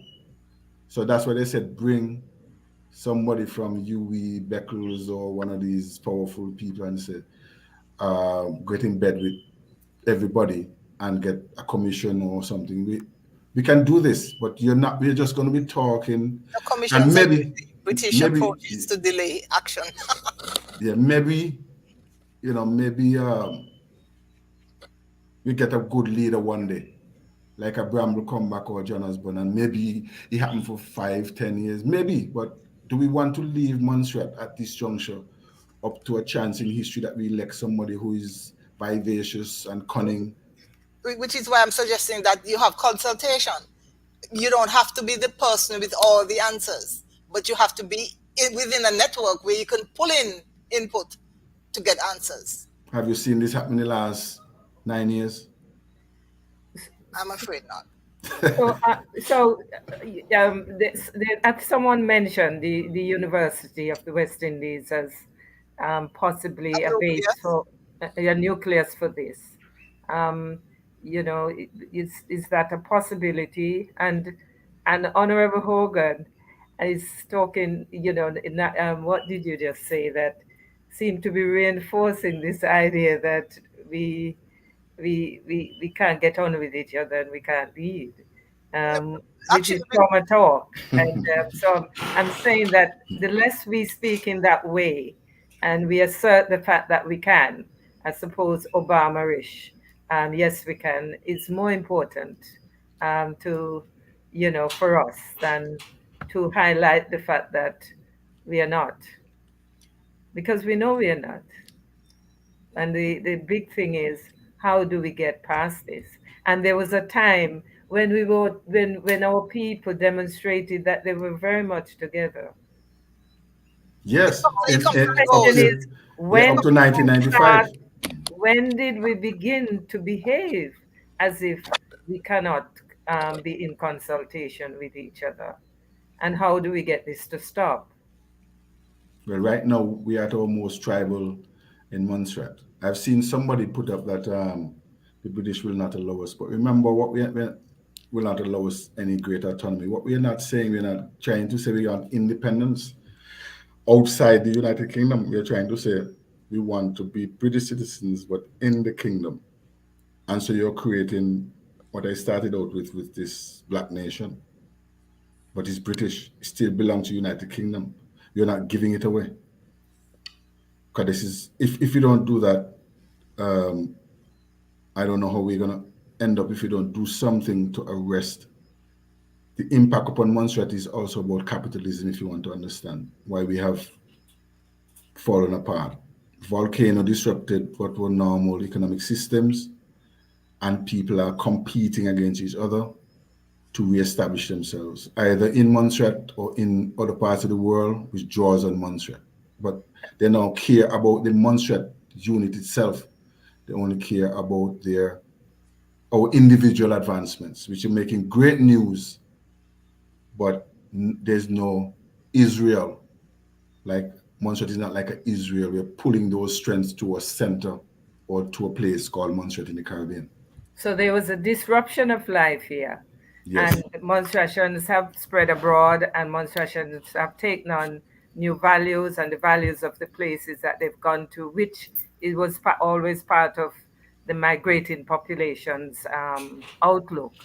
But that the earlier migrating populations did keep, they kept in touch with Montserrat, and they sent back a lot to Montserrat.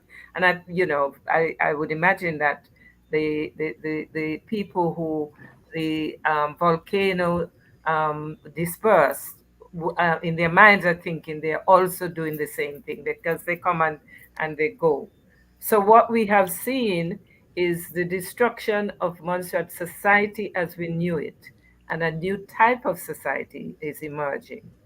And in the midst of that, the population on island, of people who belong to the original Montserrat population, is declining.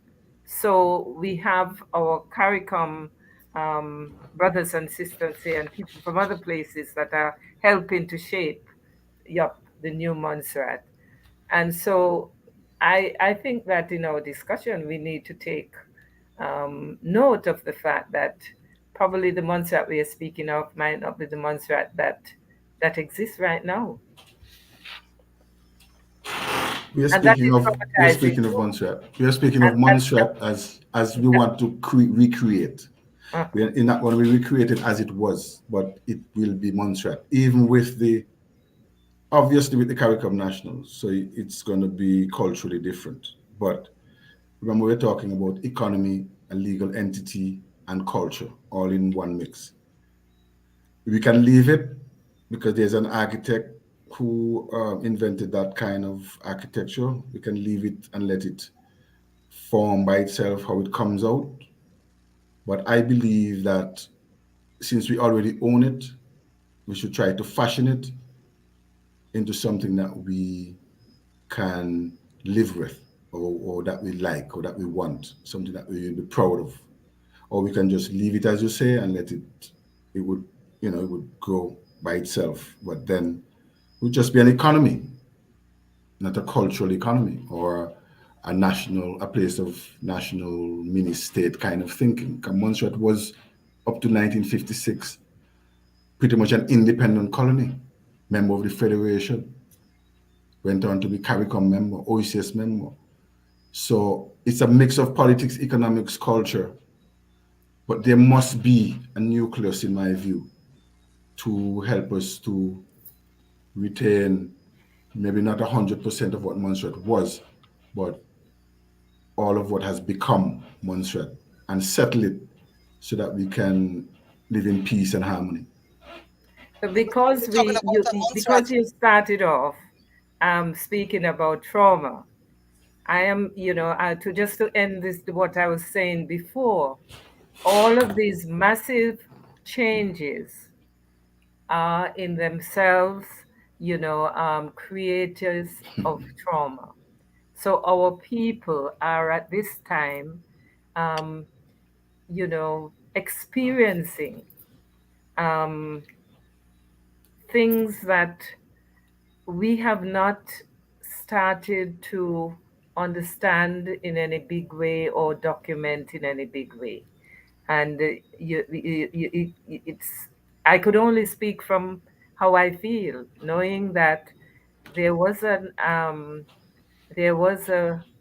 way of life that I knew, and I'm seeing that way of life changing in front of me, and I'm wondering where I fit into all of this, and where would it end, and what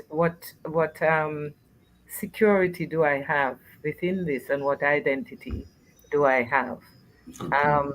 And I think that there are many who might be thinking in this way.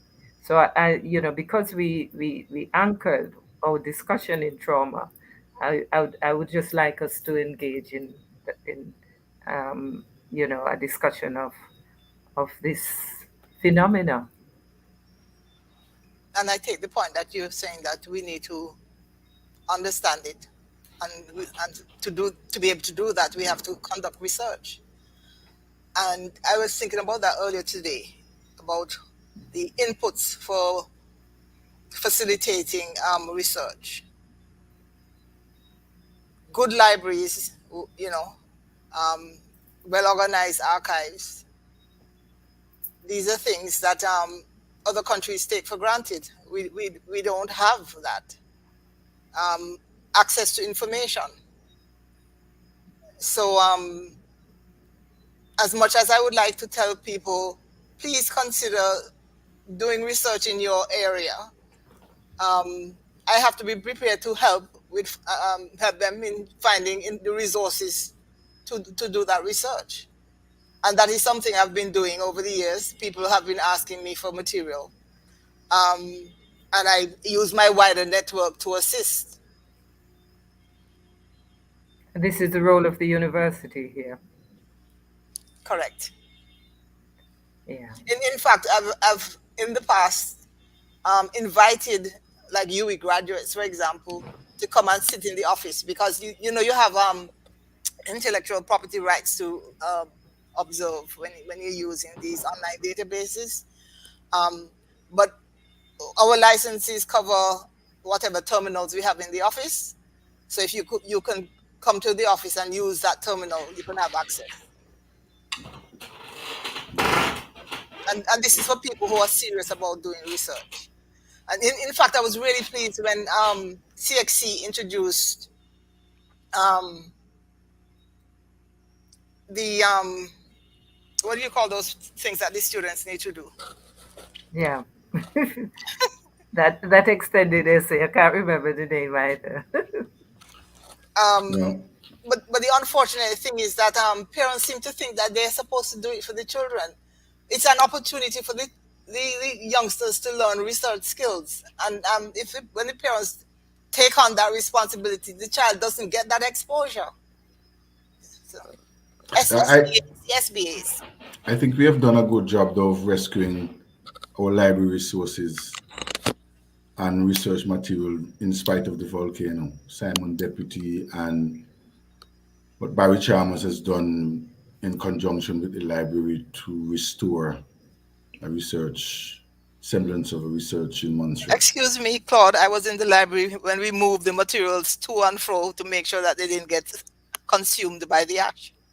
That's good. So I applaud all of the literary people who have done a good. So we're not starving for No, material there's a from lot the of We are past. materials starving. here. Yeah. We are starving. We just But have somebody was asking how do we make it available? It came up on the bottom there. the information. Yeah, I don't know if you want to put that up. How do we? Well, How are you the sharing the National information Trust, uncovered? is on a good path. They're digitizing. Right, so that's what they've put there. So I'm saying the information is here. I think the government was digitizing as well some time ago. National Trust is digitizing. I don't know how it's, and I think that National Trust project started about maybe 7 years ago. I don't 2014. know. Right, 2014. So it's a few years now. So I'm not sure how it's made available though, but it's being recreated and saved. I usually sound like a stock record, No. but the materials from the Supreme Court Registry that were digitized before I returned in 2005. There's a database holding that material. All it needs is a user interface, which at the very most, if you go back to the developer to get that interface, it's not going to cost you more than 25,000 US. We just need somebody with the will to get it done. Either that, or you try and get our local people to work on this software and get it done. But that information is there, and it pains me because I'm on the Montserrat Genealogy Facebook group. I'm a part of the group, and I see people asking, they want to know about their relatives, and they want to know when somebody was born, and so on. That database, I'm quite sure, would have been able to help. In fact, I have to give Shedi tell him thanks, because he was the one who told me when this scanning was going on. He said he went in and he got all his family information within minutes, because at that time they had the interface for scanning was linked to the search engine. But somebody sat on the project and did not submit the component that would have provided the user interface, and that's why we're without it. But it was a project that DFID had funded and had introduced, because it had been done in BVI and worked well, and they thought that this would be good for Montserrat. I like everything that has been said. I must tell you all, we have to be more of a coordinated island. I agree. And not rely on just people by the accidental genius making Montserrat great. We have to, all of the other overseas territories know that I know they have their focal point committees or the overarching, even the governor have to talk to them before they could go and do certain things. You made a point on the one with pension. I didn't mention that at all. But do you realize that that decision was made when I was in coming into government? The decision about people continuing after 55 based on their date of birth, and then they had the option to be offered this add-on up to 61, 62, or 65. Right, the Pension Act. The reason for that, and it extends to gazetted officers in the police force. The reason for that, one of the reasons for that, was to help the Social Security Fund. Because after you've made certain contributions, it doesn't matter how much more you make after that, you're still going to get the same pension anyway. The pension fund is, the Social Security Fund is so depleted that if you allow these people or some people to continue, they're actually contributing to help other people. So in that way, they're helping the same fund. So now, if you're going to go ahead and are retiring people based on ageism, you're going to be putting that same fund under pressure. Well, but they don't have access to it for 10 years, so I don't know what they expect people to live on, because it's not. That we have the kind of economy that people could jump out of the public sector and find something in the private sector. But I believe they'll serve that in law because they didn't just decide to go to 62 or 65. They were given an offer and they accepted. So they have a legitimate expiation for that money. Apparent there's some discussion that somebody represented the police and said no, but the police don't seem to be aware. So somewhere the communication broke down. So I think somebody needs to take responsibility. I'm not following that, but because we're dealing with a matter of law, legislation is passed under the Pension Act that says this right also transfers to gazetted officers in the police. That is the law. It doesn't matter who went and tell the police whatever. Once we pass legislation, that is the law. You're not going to find it in the Police Service Act. You're going to find it in the amended Pensions Act that says for gazetted officers, this also applies to the police. And I that think is it. certain officers are above a certain level are allowed to go beyond 60. But then those below inspector, I think. Yeah, they're not gazetted. Gazetted are the ones who are inspectors and up. They're civil servants basically. So they have the same rights as all the other civil servants. But the thing is, they all experience the same thing. They lost property. Yes. They have children. They have not been prepared for departure. Retirement people are very hard, you know. No, my main thing about all of this is that it's draconian, it's without due process, it's unnatural. You don't consider them human beings. That's what I'm seeing. Yeah, well. And this is why I want a national advisory committee, because no single person should come into somebody else's country as a tourist or a TC and make a decision so fundamentally damaging. Grievous. Yeah, to even one of my people, even one. And when I hear other people say, "Oh, well, it is written there in black and white, they have the power to do this," I'm like, "Are you kidding me?" There's a human rights and there's a defense of human rights. You can't do that to people in this day and age. Claude, I wanted to ask you, what about legal aid for people in Montserrat? Because you keep hearing our people spending lots of money to defend themselves just because somebody didn't do their work properly. Only certain index crimes like murder and so on, they give you a free lawyer. But other than that, there's no legal aid in Montserrat. Other than index crimes where the state will support you, but it's not a matter of right. Like in the UK, they have these citizens advice bureaus and stuff. We don't have that here, no. Nerissa, you seeing any more questions? Why is there no legal aid institution? I know that there's a legal aid clinic in Dominica. There's one in Grenada, and there are other countries within CARICOM that have them. Why is it that we don't have one in Montserrat? Well, I bet you if you live the way you think we should in the wild, wild west, and maybe one day one of our politicians will get bad and make it happen. Or maybe it never happened. But I bet you if we had a National Advisory Council and we made that a priority, it's more likely to happen. It sounds to me as if you're going to lead that charge. Yes. I believe that's the only how we can save Montserrat, is to have a body of Montserratians talking about Montserrat and making decisions about Montserrat, and that has weight. So they can be considered in the prioritization. Otherwise, we are just going with the wind. And we can't do that now because we're in budgetary aid. We're not like in the 1980s when we had bank accounts with monies in Turks and Caicos, and that we could make mistakes because that didn't work and we go and invest in something else and recover. Now you have to be, really focused and tight on what you're going to do and not waste money and opportunities. So somehow, because the tribalism is hot in Montserrat, we need a wise man somehow to help us get back to that national advisory body in the Constitution, strengthen it and use it to bring the cohesion that we need for the development of Montserrat. That's my last point. I would like you to explain your concept of a wise man, and why isn't it a wise woman as well? Well, you know what that statement is suggesting, Dr. Don't Barnes? let us get on the gender pathway now. Yeah. Well, the gender pathway brought smiles, but it's a serious question.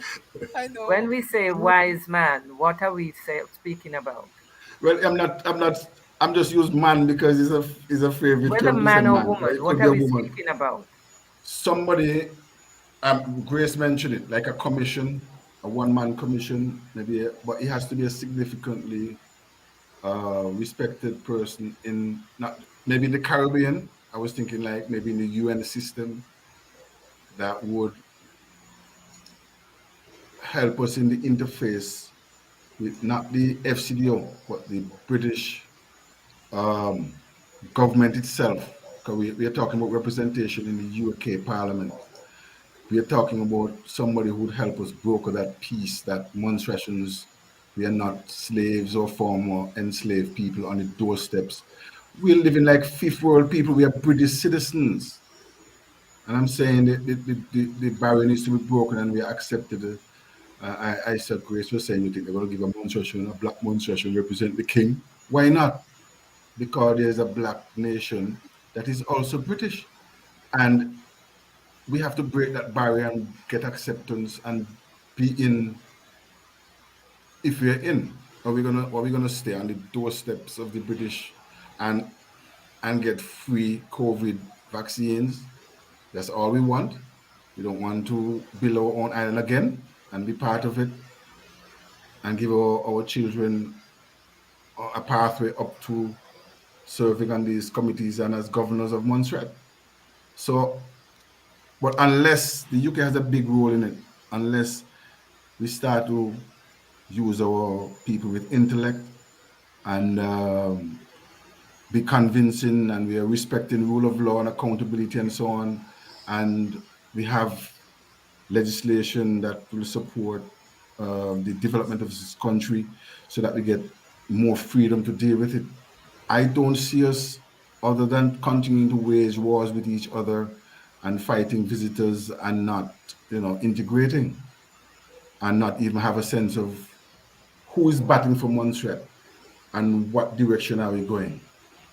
Because one year we have a SDP, the next government is elected, SDP change. SDP is not a I have a serious problem with elections because to me they're so wasteful of resources. No, we should have elections to give people a turn to influence the There are other ways development. What is the development? Is it whatever the politicians think, or is there a national development plan that we I called for it last election that we have a national development plan that is legislated. Obviously, politicians may not want to agree with that they have to because leave their ego out of this thing. right, but it's politics. It happens. It's a way of venting for the community. But we have to build other things that control how this country goes. And I'm saying we need an institution that fortifies what is Montserrat. A mechanism. Yeah, Actually, that's part of that. we had in the past something called a forum, let all ideas contend, and some valuable information was shared. I've got reports on port ideas, hospital ideas, and you send this information to the politicians as they come in, and you get no feedback because I get the impression that nobody wants to read. So the public servant has to take on a role where they have to translate, I think, perhaps. And what plan are we working to right now? We are just working to SIPREC, implementing whatever we have agreed that just the British government is financing, which is only strengthening their hand in the ownership of the island. Where is our plan? What is our plan? The other thing is, do you realize that in most, if not all countries, transportation is heavily subsidized? But of course, it's a national good. But depending on which politician you see in Montserrat, he's going to say, let them pay. That's part of the trauma, perhaps. And we are overtaxed. The Dr. amount Barnes. of tax on goods is just ridiculous. I mean, I'm happy to pay my taxes because I want decent roads and services and so on. But if you think about it, the the rate of taxation is extremely high. So we need to develop manufacturing so that we can earn income somewhere else and not just depend on taxation. Exactly. Nerissa is back to you. I think we have to let you All guide us. right. You took over. Yes, but it was a healthy conversation, and I think everyone in our audience appreciates that. So thank you so much for all of your contributions and all of the questions and the comments. I hope I was at least able to share most of them. Mr. Menz is saying both the physical development plan and the sustainable development plan are now overdue. By far. So yes, we do need to have a national conversation about what it is we want that everybody is working towards, all departments, everyone contending. As one of the questions, I think Mr. Fergus was asking earlier about what do we do now to get things in order. Um, Dr. Barnes mentioned that, especially over the last few days with the festival, we've seen lots of different information, disinformation about Kojo, silk cotton tree. Why are we celebrating the madras? It's been wide, and I think it happens every year around this time. Yeah. But then it dissipates until the next issue happens, and then we get distracted again. So we have to work that this is not just about St. Patrick's Festival, it is actually about Montserrat. And this is a conversation that needs to go beyond the conversation. We actually now need to take action. I made note of the fact that Mr. Hogan is calling for a National Advisory Council that formulates together a cohesive view of what we want that goes beyond what we would say at election time when we vote for a party that is based on somebody else's budget, but actually is a vision about our identity and actually where we want to be developed. I definitely think that one of the things that must happen is Gracelyn talked about the fact that we have Dr. Fergus's book on St. Patrick's, which it's been done, but then it's almost like it's just been put on a shelf like we do a lot of other documents. And I think if we are going to be rebuilding our identity and setting a vision for where we want our next generation and future generations to go, we must have a story in order. What is the legend? What is the story? What is the vision? And how are we each going to contribute to that?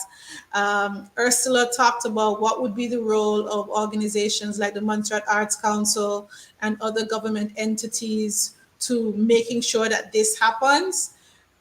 Because we don't have a national advisory council yet, I think it behoves all of us to take responsibility to insist that the Montserrat Arts Council, the Department of Education, Ministry of Education, and every entity that we know represents us in some way, that we ask them, what's your view on this? Where are you going and how does this actually fit into the vision for the future for our island? But it's definitely not a conversation that needs to end when we say goodbye tonight or at the end of the Heritage Feast on Saturday. We must be willing to talk about it next week, in the future, until we can see every element of this manifested. Thank you so much, Mr. Hogan, for your contribution.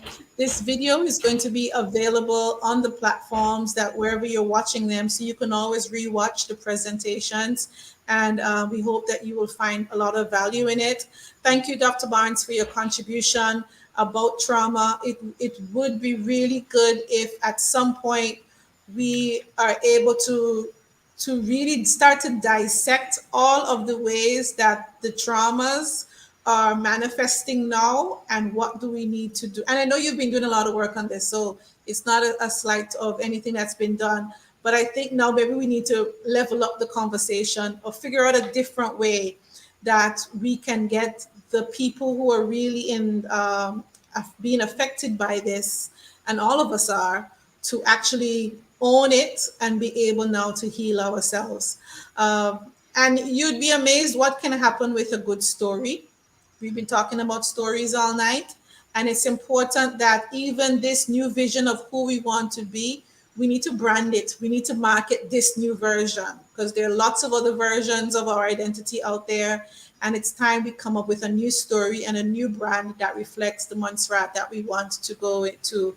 Graceland, thank you on behalf of the Montserrat Arts Council for the UE Open Campus, continuing to lead the charge on having this annual conversation and helping us to continuously remember that we still have far to go. We appreciate your research and making it available to us in as many forms as possible.